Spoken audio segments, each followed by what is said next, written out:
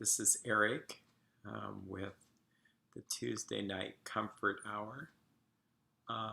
Good to be here tonight. A little bit, how do I put it? A little bit tired. Checking in with myself. It's been a good couple of weeks. I've been to Idaho twice now, and so I'm not complaining when I say that, but I ran over there a couple of times to see how things were, and I just want to make sure I don't have any extra sound coming through. So, open to any questions you guys might have, but tonight I thought I would talk about the traits of highly sensitive people. I'll be honest, I've been avoiding this topic. My bias is I think there's too many labels for people, just too much. And I think the downside of labels is it really limits us in who we are. For instance, probably the most common one is I had a therapist friend who specialized in ADD, and it seems like ADD was always used as an excuse for just not healthy behavior. Well, you see, they have ADD. Oh, and that's because they have ADD. It's like, boy, and then when ADD got raised to the level of a disability, then you can actually say, well, I have a disability, and under the disability, you should honor that. I think it just makes some things worse. So I think the other dangers of labels is that then we wear it as though it's who we are. And when you start to realize it's arbitrary, a lot of what's in the diagnostic manual is arbitrary, meaning people sit around and decide what should be a disorder and what shouldn't be. And some of it is just astounding. It's, I'm kind of a little bit on the negative side, but I'm a little bit shocked at how I'll just say it, the pharmacy industry has so influenced what's a disorder. And I'm not saying go off your medicines. That's not what I'm saying here. I'm also saying, medication has its place, but these are facts. Should I get the book?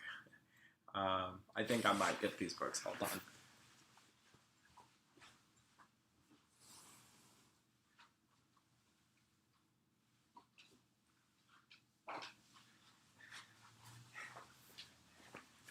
Boy, you have to wait. I didn't think I was going to go this direction, but I think this is just important to say. So, this is the diagnosis manual. It came out in 1973. And if you had depression, you could be given an antidepressant. Okay, so grief is not a disorder. It's part of life. Sad things happen. If you lose a loved one, a family member, and if they passed away and you really still felt like you couldn't function too well, you're not the same, for 2 years. If you had that longer than 2 years, then you would be, you could be diagnosed with depression. Okay, so that kind of makes sense. The next manual came out, and this caused quite a stir amongst people. People thought about this, but they said that if you lost your wife, your mother, someone really, really close to you, and they passed away, and if you were still depressed, trouble sleeping, focusing after 2 months, you could be actually legitimately diagnosed with depressed mood, in which case you could be given an antidepressant. So then the DSM-5 came out, and in essence, if you are still depressed after 2 weeks, I'm not kidding, 2 weeks, then you could be depressed, and you can have an antidepressant. So, what do you think the motivation is? Do you think that this is science motivating them to go, wow, Or do you think that somehow if we can relabel grief into depression, then we can prescribe more medication? So these are just some of the problems in the mental health field. I'm not saying, I'm not going all or nothing here. I do think that we need to really rethink what a disorder is and what it isn't. And if you come to see me or you get coaching from me, what you'll find is I can diagnose. My background was in psychiatric hospital, psychiatric world, 30 years of this, use insurance. But the reality is I think more in symptoms. That a person has a set of symptoms like trouble sleeping, trouble concentrating, feelings of an energy surge through their body. We could call it a panic attack. Problems with certain behaviors, compulsions, feeling compelled to do certain things if you think certain thoughts. If someone's struggling with what we'll call alternative realities, where they hear voices or see things that aren't there, or a delusional state, having special powers, or a person who feels like most of their life they don't want to live, or they're struggling with really extreme poor self-esteem, or they have free-floating anxiety, or free-floating anger, I mean. They're just so angry at the world, at life. They have, I'm trying to capture a good handful of different things, and there was another good one I thought, oh well, we covered addictions, but, existential depressed mood, where you just feel like, what's the purpose of life? Okay, so all those things could be clustered and rearranged into certain disorders, but they can have different causes. Like, let's take the free-floating hostility. That could be from brain injury. People who actually had concussions. And they're shocked when I start to ask them questions about their life, and they go, well, yeah, I did get hit in the head with a baseball bat. I actually was hospitalized and had stitches in my skull and a metal plate. Well, then they started to look at all the problems after that, and they began to realize, here it is 40 years later, and no one's actually ever connected the dots. So they're labeled bipolar, or they have multiple addictions. When you try to find the cause of something. Now, take that same person who has free-floating anger. Could be that they actually have PTSD, which is another label, but their nervous system, their brain suffered such horrific wartime events, or had issues with a horrible life-threatening situation, that it starts to wear on them. And they have a lot of anger, but they can't get the anger out. Or let's go spiritual. Say like this person collects things to be mad about. Say like as a child, they never really learned successfully how to use anger in a constructive way. Oh, let's throw in, say mom and dad fought all the time. Say like they didn't know how to, and the only role model they had was a dad who was violent. And so they decide, well, I'm not going to be violent, so then they stuff all their feelings, and then it comes exploding out. So you're really at the mercy of the model, meaning what do you look at? How do you want to view yourself? If you view yourself through a lens that looks for disease, you're going to find disease. How many of us feel sick just going to visit the doctor? And I'm not putting down doctor visiting. I'm just saying we start to be in touch more with our bodies. We start to go, wow, now that I think about it, I have all these aches and pains. It just makes us aware of. Let's pick some other things. Oh, good. Some people have hallucinatory experiences, and they've been doing marijuana. They have been doing psychedelic drugs. Some don't really have that. They have hallucinatory experiences, but they have the most awful sleep patterns. They don't sleep for 10, 12 days, and then they start to hallucinate. So, really important to think in terms of not just linear, something causes something. We'll do one more, like a person could have problems focusing with attention. That could be brain injury. It could be that they're on too many psychotropic medications given by their doctor. I have people where they're on a ton, I mean a ton of meds, and it's amazing they can think. Yeah, they just struggle, and my hat goes off to them in that I know they mean well, but they didn't realize that that could be uh, part of the problem. You have other concentration issues where, for whatever reason, the person's brain wave, think EEG, is just too slow. And when we do neurofeedback, it speeds up and they're able to pay attention and focus. Is that something that they could have done without the EEG if they had parents that were pretty attentive and said, no, Tommy, it's time to do your work. Come on, sit still. And they taught them how to speed up their brain. Maybe. But there are those that really suffer from whatever reason. They just really can't think that fast and pay attention. And then there's metal toxicities and um, blood sugar balances. I know people with anxiety attack that was from blood sugar problems. Um, just a lot. I'm seeing a lot of people have anxiety from the lack of exercise. What happened? They didn't go do their morning routine at the gym, and now it caught up with them. Their adrenaline system is just off. So I say all this to say that we have to be careful with labels. We really do. But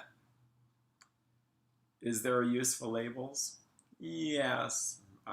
This is just opinion here. I think some of the usefulness of a label is we do like to have something that fits. And if it fits like a glove, then we're going to feel better about getting help. If there were no labels, no patterns, there would be no real treatment because we just have these clusters of symptoms, and then we would never put two and two together to come up with any kind of diagnosis or pattern of helping people. So you can see that if you go to the other extreme, you end up with a weird therapy at all, because the therapist won't equate what it was like to work with someone who, say, like not sleeping, worrying a lot, heart palpitations, panic attacks, and even panic attacks is a cluster of symptoms. Yeah, then they go, well, that's interesting. And it's like, no, we are creatures where we make sense based on putting things together and synthesizing things, so we don't have to reinvent the wheel. So I wanted to talk about highly sensitive persons, HSP. It is kind of a newer thing. I'm going to try to get out of the light here. I shouldn't fight the light. It's funny, but every week that's a better way to do this here. There. So, highly sensitive people do have some interesting traits. And before that, I wanted to share something. There is a Bible verse which I think about a lot. And this is from Proverbs 16:32. It says, "He that is slow to anger is better than the mighty, and he that ruleth his spirit than he that taketh the city." Another version, New International Version, says, better a patient person than a warrior, one with self-control than one who takes a city. But I do like the he who rules his spirit. And what that means for me is if we know how to take care of our lives, if we know what makes us tick, what we need, like we may know what it means to take care of a car better. We may need to take it in for oil change every 3 months, every 3,000 miles. We know how fast it likes to go, how slow it likes to go, how often we should clean it, etc. We take it in for checkups. How do we know how much we should push ourselves, how much we can take? Maybe we don't push ourselves enough. Maybe there's so much more we could do. And finding out who we are seems to be really important. And being able to learn from that and write things down, I think, is really key. So, and let's put it this way, those who suffer often don't know how to take care of themselves, including me. I've had that a couple of times in therapy offices where people say, well, Erik, it sounds like you just need to take care of yourself better. And that was such a different spin. I thought I was problemed and I felt ashamed of the problem. Instead of just saying, that's right, yeah, it's an understatement that I need to take care of myself. And we talked about this in earlier videos, but I think it's important to look at sleep. Get good sleep. Work on sleep. If you really can't get to sleep, then look at what's happening in your day where you can't get good sleep. Exercise, movement. We were made to move. We weren't made to sit and be sedentary. It seems that that's really key. Eat right. And I'm not trying to be a controlling mother here, but your body is made up of the food you eat. So my hair, my lungs, my brain cells, if I'm eating Skittles, believe it or not, that's actually what your body, I smile because I'll share a story. That's what your body has to make it from. My son and I went on a really fun father-son trip. And we went to the Good News Network. It's a really, it's news. It's just good news. And the headline read, "Woman overcomes her fear of fruits and vegetables with hypnotherapy." And I'm sorry, but that just seemed to crack me up. Like I had pictures of a person kind of running out of a grocery store. Get away from the green beans and the lettuce and the tomatoes. And then I realized, I as a child actually had fears of green beans. In the olden days, our teacher would give us, so much time for lunch, and she was really kind of controlling. She said, no, you can't go out and play, do anything, you need to eat these green beans. And it's like, I wouldn't have nightmares, but my parents heard about it. My brother and sister heard about it, that I was afraid of green beans. I think it's how they were prepared.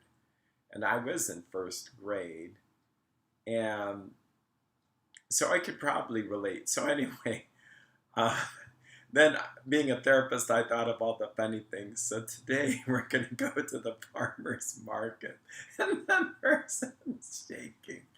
So anyway, no, we read the article. My son talked about how this woman had only eaten, I want to get this right, bread, pasta, cheese, potatoes. She could have fries. And that's all she ate since she was a child. my first thought is, how did she survive? Like, what must her blood work look like? How do you survive on that with no green vegetables, no fruits, nothing? And it says that she was from Britain, that she, for Christmas, would have macaroni and cheese and water. That's her life.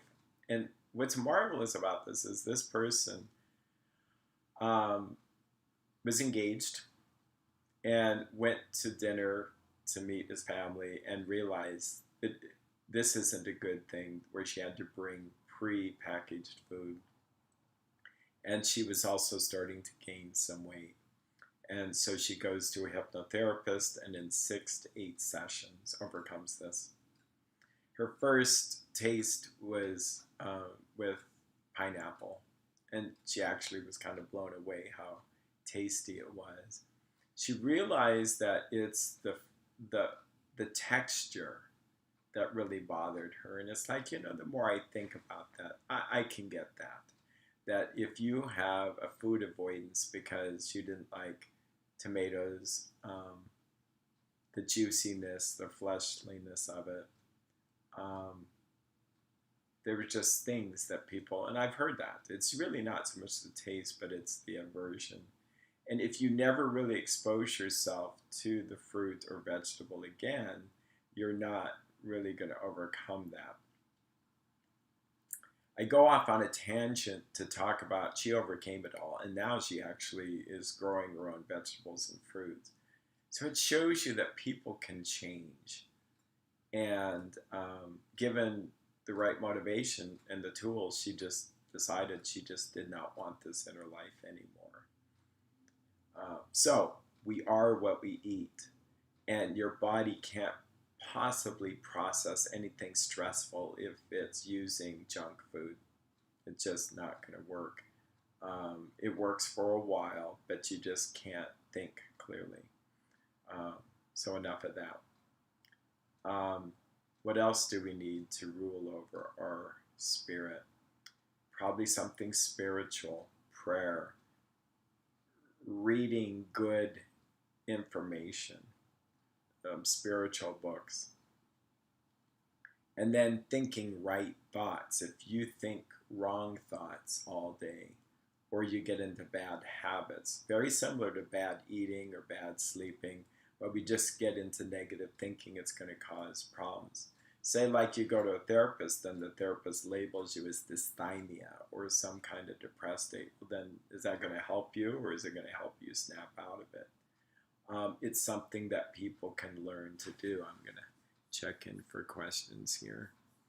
So part of that, boy, I'm kind of long-winded to get to the point. But I wanted to say that highly sensitive people is a label. And if we just visit that label just a little bit and then let go of it, I think there's some value to that. So, for instance, I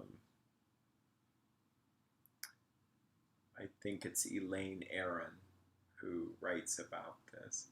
But highly sensitive people, well, I think I'm one of them, and I'm just accepting that I'm one of them, even though I've known I've been sensitive for many years. I feel things pretty deep, and the interesting thing is, well, I thought this is how everybody felt, but evidently not. We have a highly sensitive nervous system. And I think if it gets wore out with too much stimuli, it actually gets worse with time, that we start to be overly sensitive. So as a kid, I'll talk as a kid, I would get a haircut, just the little hairs would get on my neck, and it was unbearable. Like, I just couldn't, no, the itchiness just drove me crazy. I didn't have the underwear thing where I had to get rid of tags in the underwear. Somehow that was not as bad. If I got into a car for a long trip, I would sometimes get car sick, especially if I thought about it. If I saw something squeamish or thought about something squeamish, I would pass out. how did this happen? It's weird, but I was in a fourth, third grade or fourth grade class. It was really wonderful. They had these books where you had to go through first aid, and it was just picture after picture. And there were stick figure drawings. I mean, they were not even graphic, but certain things would trigger me. The stick figure was lying there with black, and that was like blood. Um, I and I remember they were talking about how to treat someone for shock. I thought this was funny, and I stood up and I was woozy, and I said, I don't feel very well. Like, and then I think I added the fact that the teacher said, well, this is a great opportunity to treat someone for shock, but that didn't happen. What I did is I went outside, laid down, put my legs up. I knew what to do. If I put my legs up, the blood would drain down and get back to my head.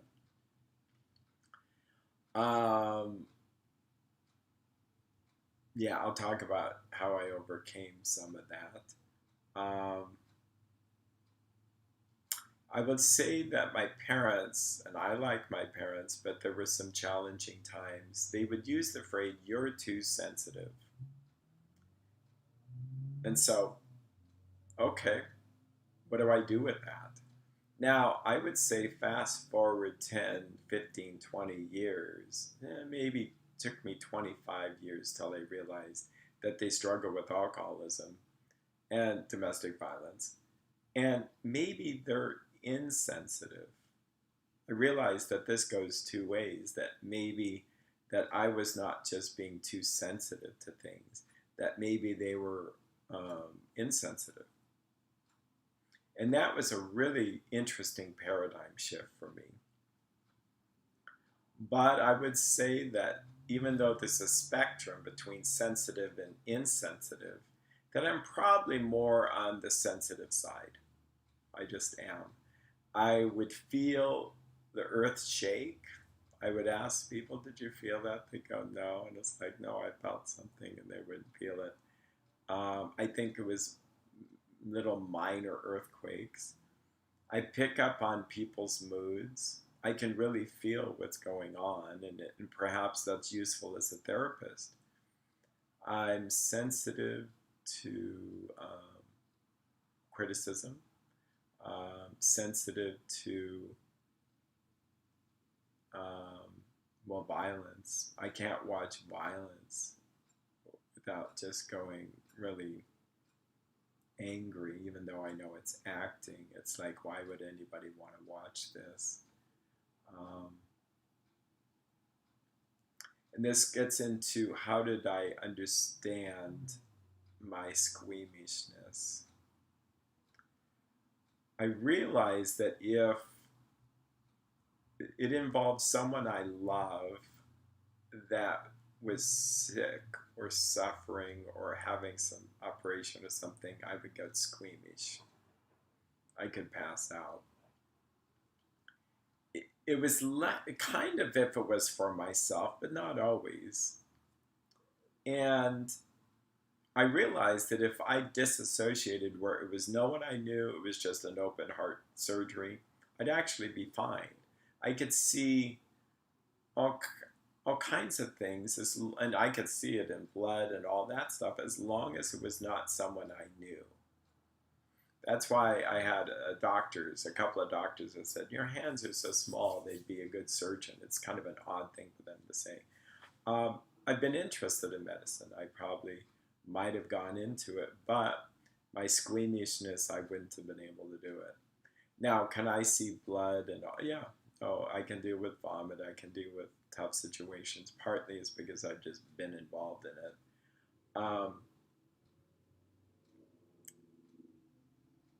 So highly sensitive people, I think, can overthink things.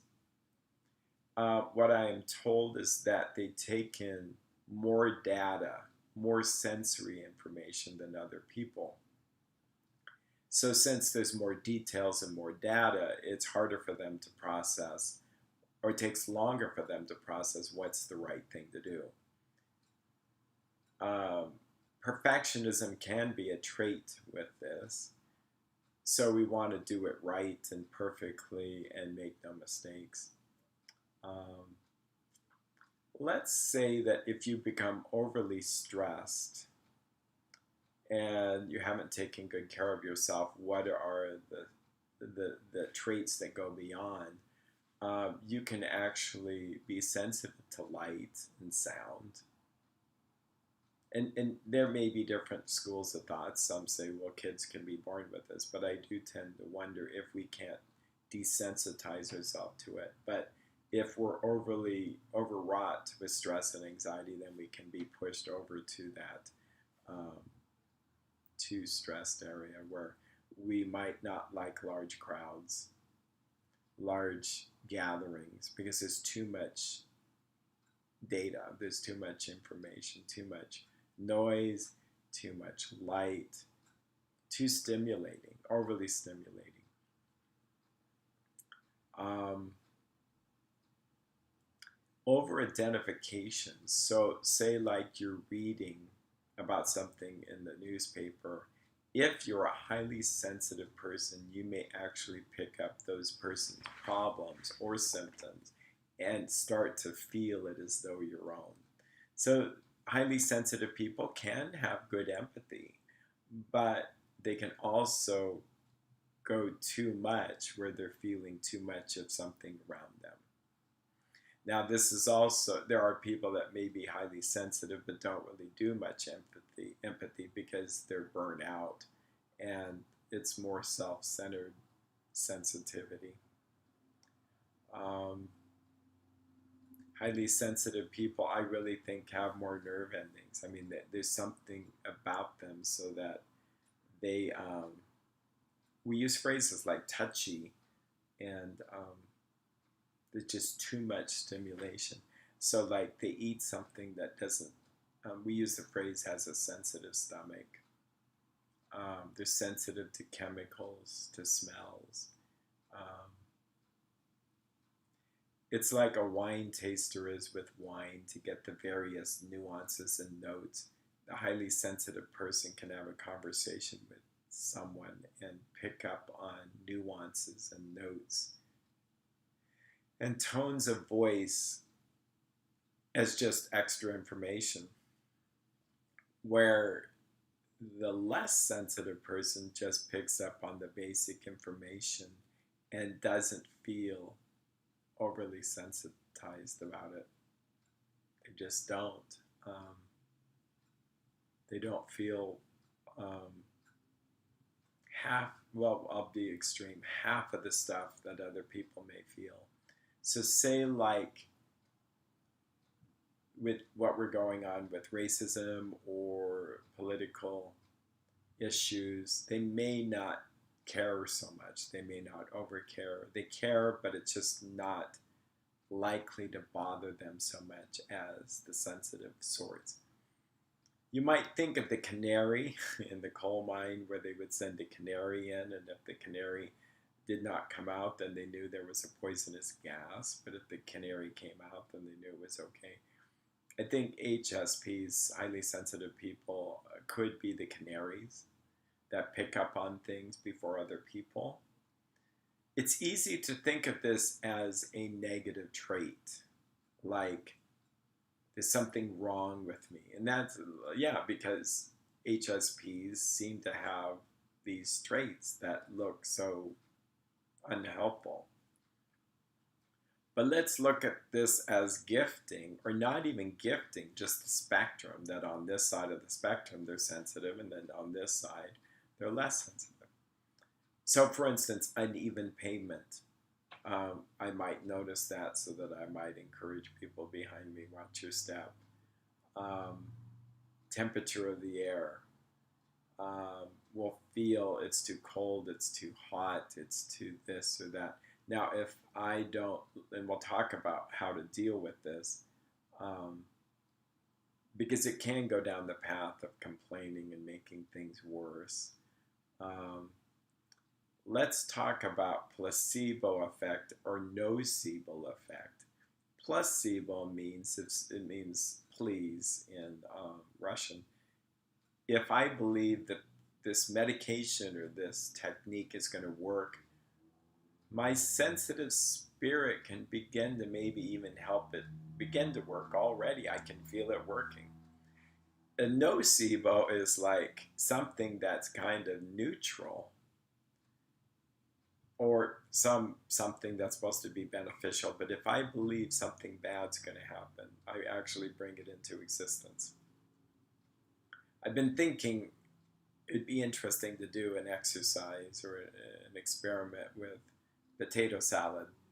Like, get the best potato salad in the world that most everybody would agree that it's the right potato slice, the right amount of onion, dill weed, mustard, pickle juice, pickles, onion, egg, whatever.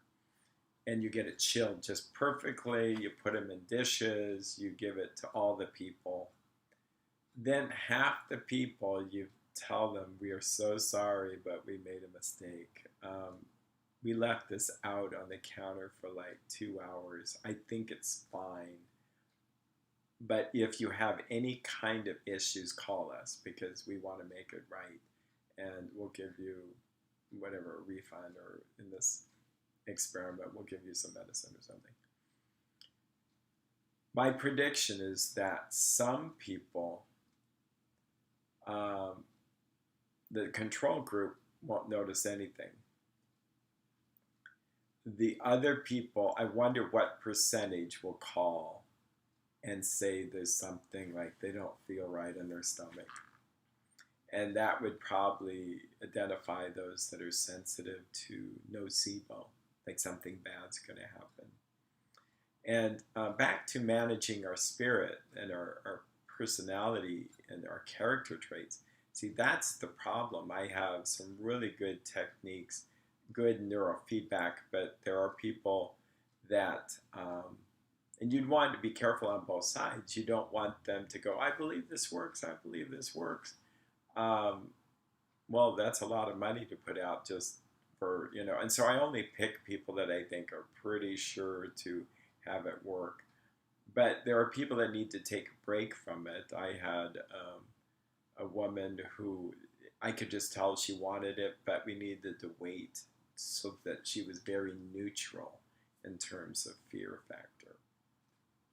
And that's common. Will neurofeedback help highly sensitive people? Oh, yeah.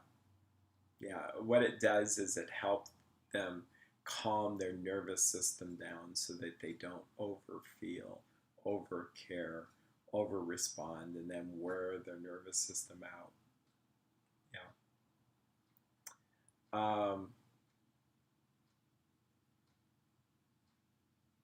Other traits of highly sensitive people. It may come up as we go, but let's look at what to do. The first step is you just have to understand that, I should say that we tend to think of highly sensitive people maybe stereotypical or women, but no, 50-50. 50% of men out there are highly sensitive people. And it doesn't, and I know there's this thought or this stereotype that they'd be a weakling. Just look up the word sensitive. You think, they're like a pansy and, just not strong. No, they can be very strong people. It's just that they pick up on energy. They pick up on extrasensory information. I know what I was going to say is that when I was a kid, there was this term called ESP. What ESP meant is someone was almost a mystic or could read people's minds or do these amazing things. But what ESP stood for was extrasensory perception. And I just think that there are people that just have this gift. They have to understand how to use it and not let it use them. So how do you manage well a highly sensitive nervous system? Well, the first step is you've got to understand that that's you and that you're just not like everybody else. I think they estimate anywhere from 18 to 22% have extrasensory perception thing going on. If you don't know that, then you're going to try to act as though you're just like everybody else. And then you're going to wonder why you're overwhelmed. And then you run the risk of thinking there's something wrong with you, or you get overwhelmed, or you develop negative traits. But say, like, someone's really tall and can shoot the basket pretty well, and you're just shorter, you just have to compensate. Noticing that difference actually helps you versus wondering how come they can shoot it so much easier and I can't. Well, because I'm a different height. Duh. Well, that's the thing, is people that are like, I had a friend that I've been debating whether to share this or not, but I think this would prove a point, and this happened many years ago. Anyway, it could be a little bit colorful, but I think it's really important because it really was life-changing for me. So this guy said, and he was a really nice, good friend, nice Christian guy. I would see him as on the tougher side of life, but he somehow hurt his groin area. And most guys would wince at just any kind of talk about that. And then he says, well, I'm debating whether to go to the doctor because it kind of feels like hamburger. And it's like, oh my gosh, that just made me want to pass out. So why do I share this? Because I would have been to the doctor days earlier.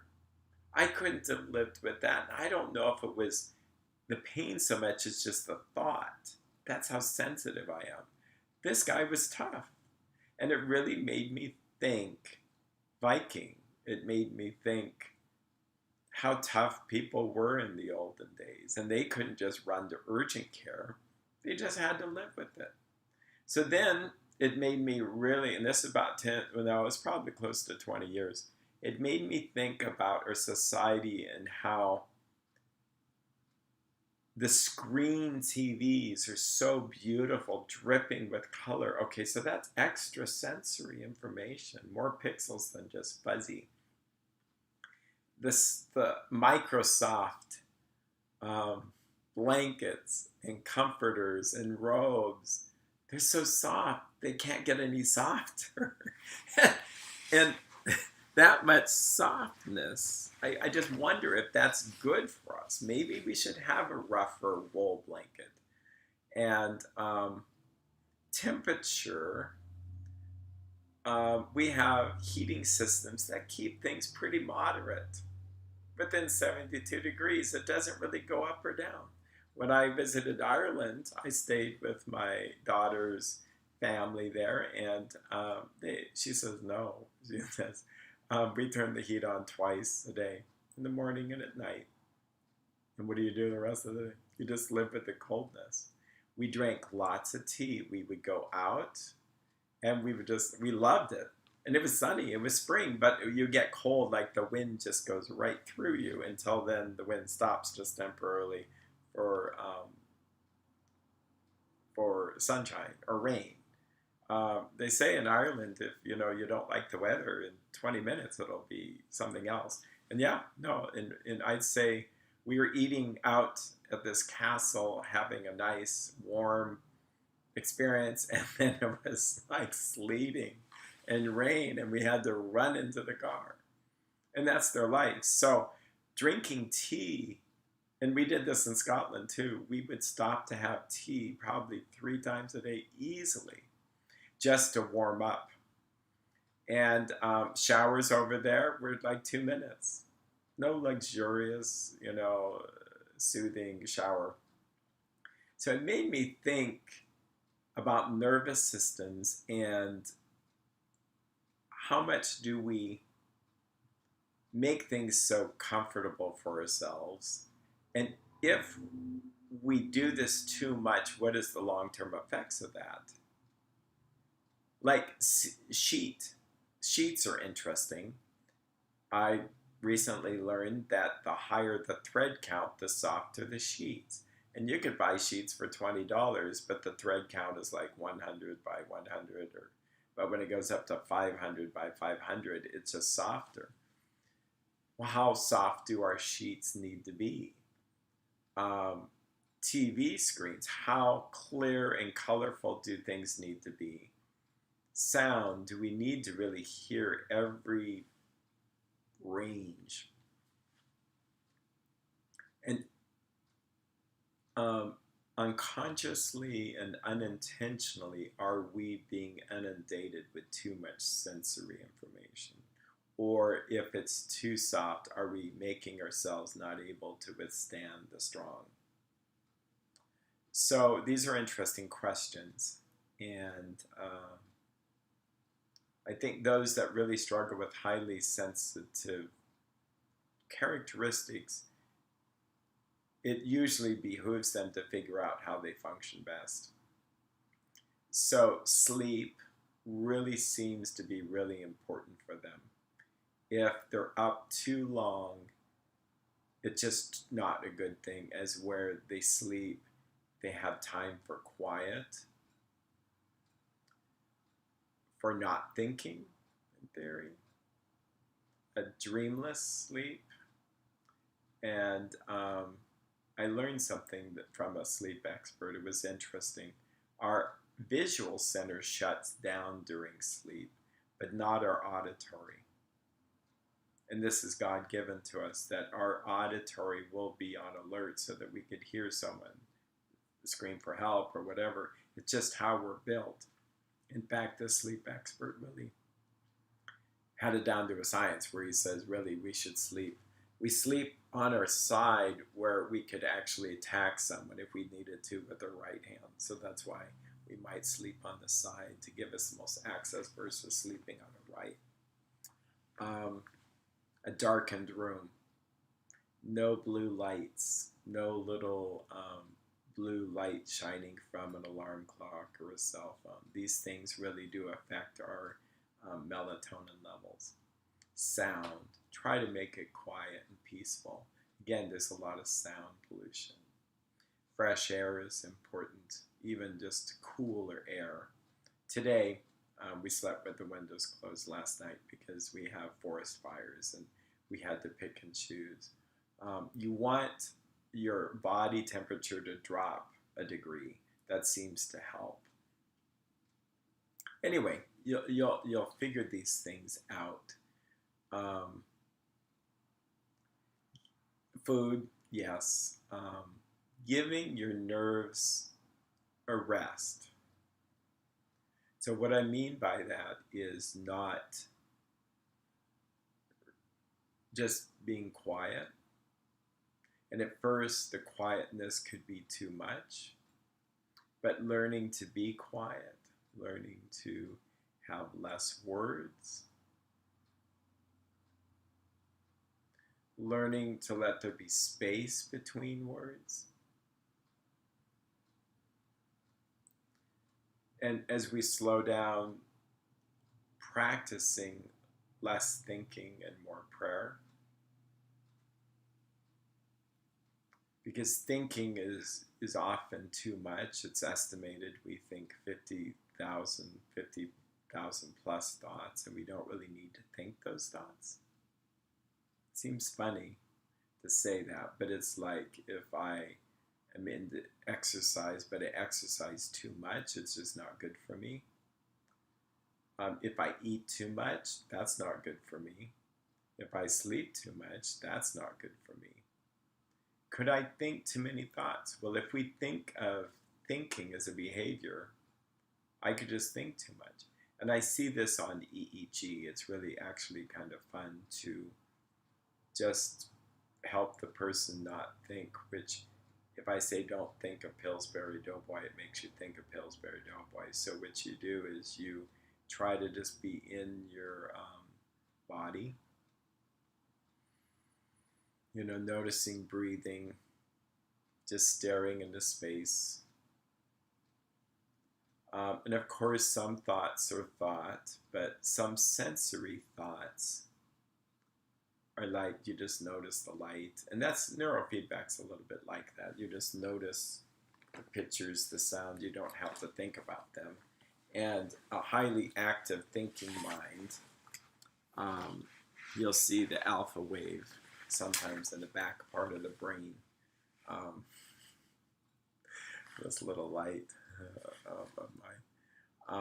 is a little bit of a distraction. But being able to not think so much would be a way to rule one city. Um, Sorry, being able to rule over your mind is like one who rules over a city. And if you can really move from overthinking to less thinking, and that really does help. I'll go off on a side note. There is a YouTube video that is pretty funny, and I think it's kind of mean, but it's kind of funny. This grandma is, I think it's Christmas time or something, and someone uses a laser beam with a shot of light, and it shines on her, and she's trying to brush it off, like similar to a cat running around. It's actually quite funny. And I think she must know what it is, but I don't know. Oh, too much stimulation. Hmm. Yeah, give me low definition, at least from time to time. Maybe, yeah.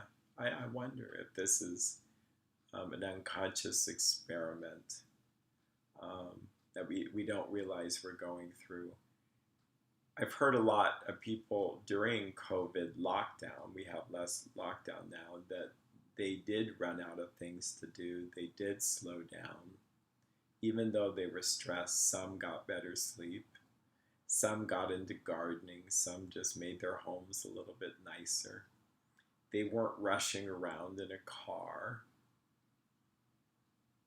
Um, yeah, might have helped them in a strange kind of way.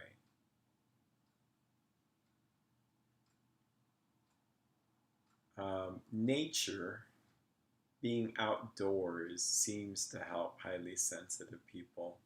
It seems that being in the woods, although it can scare people that are highly sensitive, there's just too much stimuli, but it's a good place to go because usually nature doesn't have too much stimulation. It's man-made things that are too stimulating.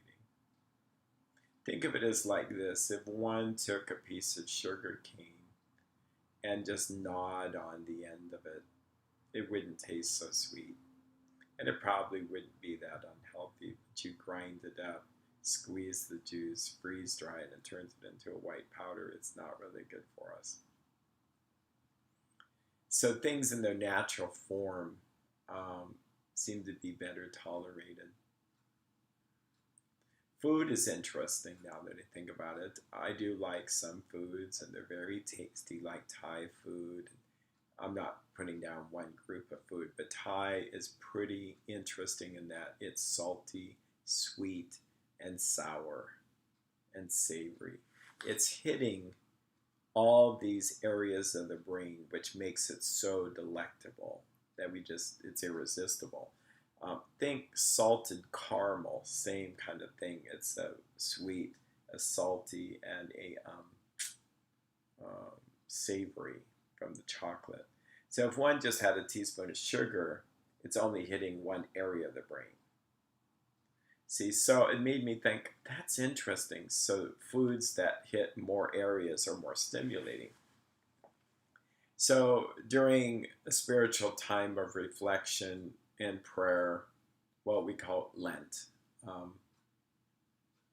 eating things that are too good, even though they're, we'll say, fasting friendly. We fast from dairy and wine and meat and oil. They could still be delectable, but I usually do better when I eat things that are bland. This is just my practice. I don't tend to overeat them. It's I jokingly say, well, it's for nourishment. That certainly isn't for taste. It doesn't taste terrible. It just tastes like nothing. I would have like a combination of, well, sounds gross now that I think about it, but it's not. It's some cereal that's like a combination of a gluten-free warm cereal that I would put hemp protein on, and it would turn it green, and it would taste like nothing. If I added salt, it added a little bit of flavor. I would eat it, I was satisfied, and it just didn't stimulate me to want more. So think about this. Think about things that help calm you down. If you're highly sensitive, or even if you're not, think of ways to calm your nervous system down. If you over identify, you've got to step back and get some distance from the person you're over identifying with in terms of their symptoms or what you read in the newspaper. Say, no, say to yourself, look, that's a person that's 50 miles away. It's not happening to me. I'm perfectly fine. Like I did, this is funny, I might have showed this before, but during spring, like February, when COVID really hit, I had a former client who was out in the lobby who had gotten really, really, really, really ill with the flu. She talked about how healthy she normally was, how she had to go to the hospital, etc. And just listening to her, I started to feel symptoms. And it wasn't like horrible, but just like mild, like achiness, tiredness, fatigue. And then I realized, stop it, Eric, stop. No, I'm not sick. I was just fine, just absolutely fine. Well, apart from the COVID drama, fine hours ago, and now I'm this. So see, that's how easily influenced we can be.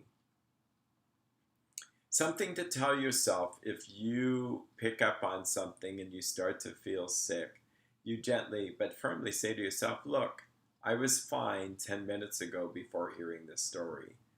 That's right. That was the last thing in my mind that I thought I might have this or that or whatever. So I'm going to be fine. We need reassurance. And I think that another aspect to sensitivity is if it's been gifted to us, why not use it outwardly rather than inwardly? What I mean by that is use it to pick up on things in the environment where I can use it, for others. Like, think Sherlock Holmes, someone who can pick up on cues and things and help rather than have it be an affliction. And once you know you have it, then you do the mental math. It's like a golf handicap. If you know you're overly sensitive and say like you're playing golf in Canada and it's cold and rainy, you feel more susceptible to getting a cold or your muscles ache a little bit. So like, no, this is just me. This is me and not it, because the other players seem to be fine. And so it's kind of like toughening yourself up to just do the mental adjustment. You'll be fine. Yeah. Now, in doing this, it's tricky because I've done that a lot. I was always encouraged to be tough, be strong, don't cry. It's all in your head, especially when sometimes it was. So then I would go to the other, not extreme, but I would just do the mental math another direction. And then the problem there was I really did have something that needed tending to. Like I was in Hawaii. This was a lot of fun. Boy, was that fun. Hadn't been, in fact, hadn't even been for 25 years for our anniversary or anything. We went on an odd year. We just went. Had so much fun that we went 4 months later. This is kind of embarrassing, but what happens is we had timeshare we needed to use. All we had to do is get over there, and this timeshare was going to expire. So we went without my son and daughter, and my wife and I were there. And I'm, for whatever reason, not feeling well. Just kind of wondering, well, okay. I felt like anxiety, and I thought, well, this is just anxiety.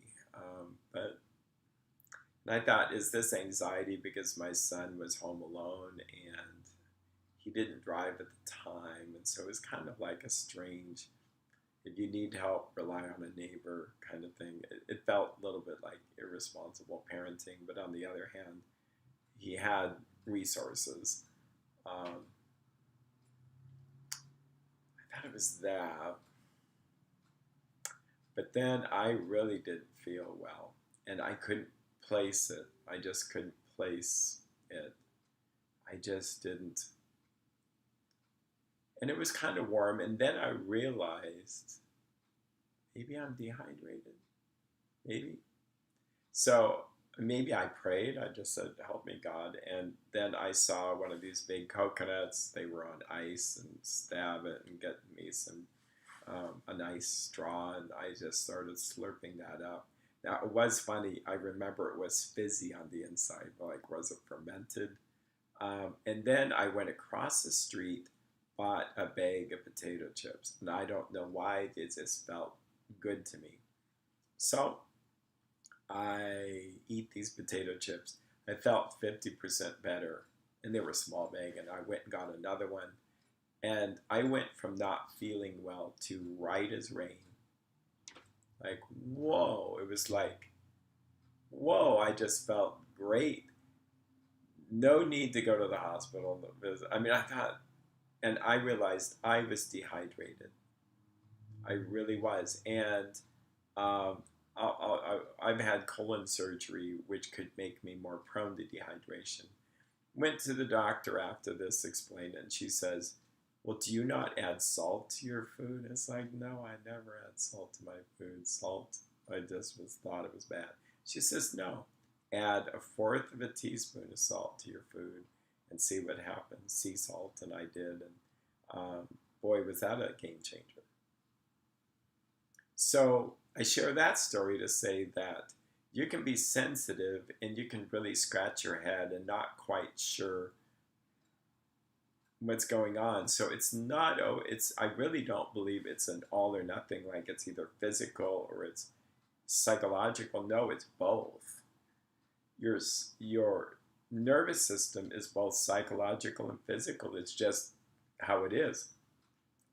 And through trial and error, you'll learn how to take care of yourself. You'll learn what you need to function, and how much sleep you need, how much news you should watch or how little news you should watch, how much food you should eat or how little food, how much exercise.